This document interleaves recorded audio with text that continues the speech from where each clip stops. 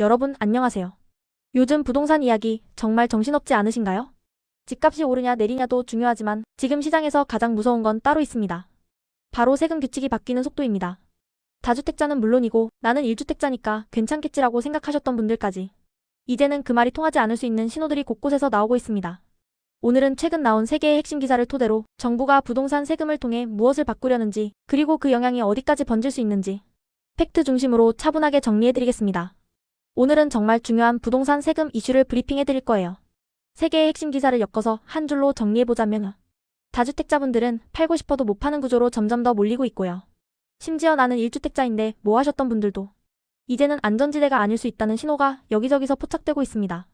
정부는 정상화라는 키워드를 내세우면서 양도세, 보유세, 그리고 거래 규제까지 동시에 손보려는 움직임을 보이고 있어요. 과연 어떤 이야기일지 지금부터 함께 파헤쳐보겠습니다. 먼저 팩트 정부가 확실히 못 박은 것 다주택자 양도세 중과 유예 종료. 핵심 팩트부터 깔끔하게 정리하고 넘어갈게요. 이재명 대통령이 아주 명확하게 못을 박았습니다. 다주택자 양도소득세 중과 유예는 더 이상 연장하지 않겠다는 취지로 공개 발언을 했죠. 그리고 이 유예가 끝나는 시점은 2026년 5월 9일입니다.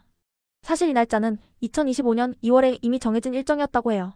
그러니까 정부 입장에서는 갑자기 바뀐 게 아니라 원래 계획대로 가는 거라는 거죠. 여기서 또 하나 중요한 팩트는 바로 세율 구조입니다. 동아일보 보도를 기준으로 보면 이 유예 기간이 끝나고 나면 규제 지역에서 집을 파는 경우에 세금이 어마어마해집니다. 2주택자분들은 기본 세율, 그러니까 6%에서 45%까지의 세율에 20%포인트가 추가로 가산되고요.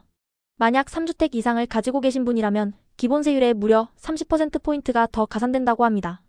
예를 들어 최고 세율인 45%에 30%포인트가 더해지면 상상만 해도 아찔하죠. 이런 상황에서 정부의 메시지는 딱 한 문장으로 요약할 수 있습니다. 비정상적인 버티기가 이익이 되면 안 된다. 정상화하겠다. 이거예요. 즉, 집을 팔면 세금이 너무 무거워진다는 압박을 통해서 다주택자들이 매물을 시장으로 내놓도록 유도하거나 최소한 계속 버텨봐야 소용없다는 정책 신호를 분명히 해서 막연한 기대감을 꺾겠다는 의도로 풀이됩니다. 정부는 지금 세금을 단순한 징수수단이 아니라 시장의 행동을 바꾸는 강력한 도구로 활용하려는 거죠.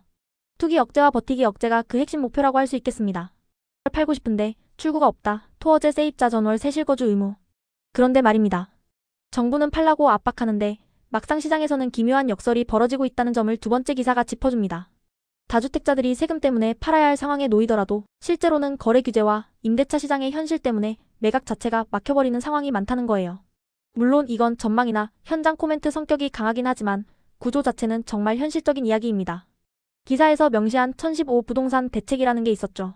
이 대책에 따르면 서울 전역과 경기 지역의 12곳을 규제지역 및 토지거래허가구역, 줄여서 토어제로 지정했습니다. 그리고 수도권이나 규제지역에서 15억 원을 초과하는 주택에 대해서는 주택담보대출 한도를 확 낮춰버렸고요. 이 토어제의 핵심이 뭔지 아세요? 그냥 허가제라는 것 자체보다 집을 사려는 사람에게 붙는 조건들, 예를 들면 실거주 의무 같은 것들 때문에 매수하려는 사람들이 급격하게 줄어든다는 데 있습니다. 게다가 전세나 월세가 워낙 불안정하다 보니 세입자와 퇴거 협의하는 것도 만만치 않아요. 이러니 팔고 싶어도 거래가 성사되기 어렵다는 현장 반응이 쏟아져 나오는 겁니다. 여기서 중요한 포인트가 있어요. 정부는 버티기를 꺾고 싶어 하지만 현실에서는 팔아도 되는 사람, 즉 세입자 정리가 가능하고 대출 규제를 통과할 수 있는 사람만 집을 팔 수 있게 된다는 거죠. 이런 상황의 결과는 보통 둘 중 하나로 나타납니다. 비핵심 자산부터 정리되거나 아니면 핵심 지역의 매물은 아예 잠겨버리는 거죠. 기사에서도 강남권 매물은 당분간 나오기 어렵다는 관측을 전하고 있습니다. 세금을 많이 물리겠다고 하니 팔아야 하는데 팔기가 정말 쉽지 않은 딜레마에 빠진 겁니다. 세 번째 1주택자까지 번질 수 있는 세금 신호 비거주 1주택. 장특공제 보유세 공시가 현실화. 자, 이제 많은 시청자분들이 가장 민감하게 반응하실 부분입니다. 아니, 다주택자 잡는다더니 왜 1주택까지 건드려? 이런 질문이 자연스럽게 나오실 거예요. 동아일보 보도에 따르면 대통령이 비거주 1주택자의 장기보유 특별공제 축소 가능성을 시사했다고 합니다. 그리고 더 나아가서는 보유세 인상 가능성까지 거론하는 관측이 나오고 있어요. 공시가격 현실화 재추진이라든지 공정시장가액 비율 조정 같은 카드들이 언급되고 있는 거죠. 여기서 팩트로 확인되는 현재 제도는 이 부분입니다. 현재 1가구 1주택자분들은 보유기간과 거주기간에 따라서 양도세 공제율이 무려 최대 80%까지 가능하다고 기사에 나와 있어요.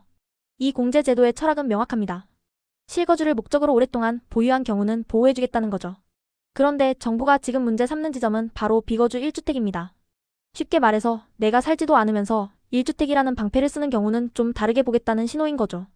그러니까 장기적으로 내가 직접 거주하면서 가지고 있는 집은 보호하되 그냥 투자 목적으로 가지고 있으면서 실거주하지 않는 1주택은 혜택을 줄일 수 있다는 가능성을 내비친 겁니다.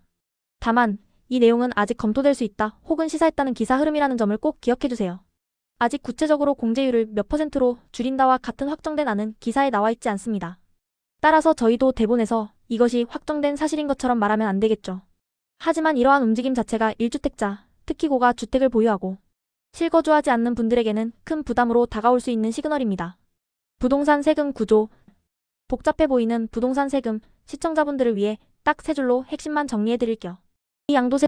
다주택자에게는 중과, 즉 추가세율이 핵심입니다. 이 중과 유예가 2026년 5월 9일에 끝난다는 거죠. 정부는 이걸 통해서 거래를 늘리려는 효과를 기대하지만 앞서 말씀드린 토어제나 대출 규제, 임대차 문제 때문에 매도 자체가 막힐 수 있는 역설적인 상황이 벌어지고 있어요. 이 장기 보유 특별 공제. 1주택자는 현재 최대 80%까지 공제가 가능합니다. 단, 보유기간과 거주기간이라는 요건을 충족해야 하죠. 하지만 정부는 비거주 1주택은 좀 다르게 보겠다는 신호를 보내고 있습니다. 공제 축소 가능성이 있다는 거죠. 유세, 공시가격 현실화 재추진이나 공정시장 가액 비율 조정 같은 카드들이 언급되고 있어요. 이 카드가 현실화된다면 고가 1주택자까지도 보유세 인상의 영향을 받을 가능성이 있습니다. 물론 이 부분도 아직은 관측이거나 정책 방향 신호 단계라는 점 다시 한번 강조합니다. 정부의 입장 대 시장의 반응. 정부의 입장은 아주 일관적입니다. 모든 정책을 정상화라는 프레임으로 설명하고 있어요. 정부가 계속해서 던지는 메시지들을 보면 이런 키워드들이 등장합니다. 예측 가능한 사회, 비정상적인 혜택 제거, 버티기가 이익이 되면 안 된다는 거죠. 즉, 정부는 단순히 세금을 더 많이 걷는 증세의 목적으로 사용하는 것이 아니라 시장 참여자들의 행동을 바꾸는 도구로 활용하겠다는 철학을 가지고 있는 겁니다. 버티기를 억제하고 투기를 억제하겠다는 강한 의지를 엿볼 수 있습니다. 하지만 시장의 반응은 좀 다릅니다. 부작용 포인트들을 짚어보자면 시장 반응 포인트 1. 매물 잠김 리스크. 세금 압박을 잔뜩 올리면 당연히 시장에 매물이 많이 나와야 합니다. 그런데 토어제나 대출 규제 그리고 세입자 같은 변수들 때문에 팔 수 있는 사람만 팔 수 있는 시장이 될 수 있어요. 이러면 팔아야 할 사람이 못 팔게 되니 시장의 매물이 줄어들고 오히려 거래가 더 어려워지는 매물 잠김 현상이 심화될 수 있다는 우려가 나옵니다.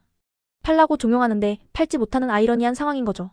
시장 반응 포인트 2. 전월세 불안으로 전가될 가능성. 매매 거래가 막히게 되면 자연스럽게 임대차 시장으로 수요가 몰리게 됩니다. 이렇게 되면 임대인 입장에서는 늘어나는 세부담을 전세나 월세 형태로 세입자에게 전가하려는 유인이 생길 수밖에 없어요. 이미 많은 기사에서 전월세 불안이나 매물 잠김 우려를 함께 제기하고 있는 이유가 바로 여기에 있습니다. 결국 다주택자 규제가 애꿎은 세입자들에게 부담으로 전가될 수 있다는 얘기입니다. 시장 포인트 3. 1주택 심리의 흔들림.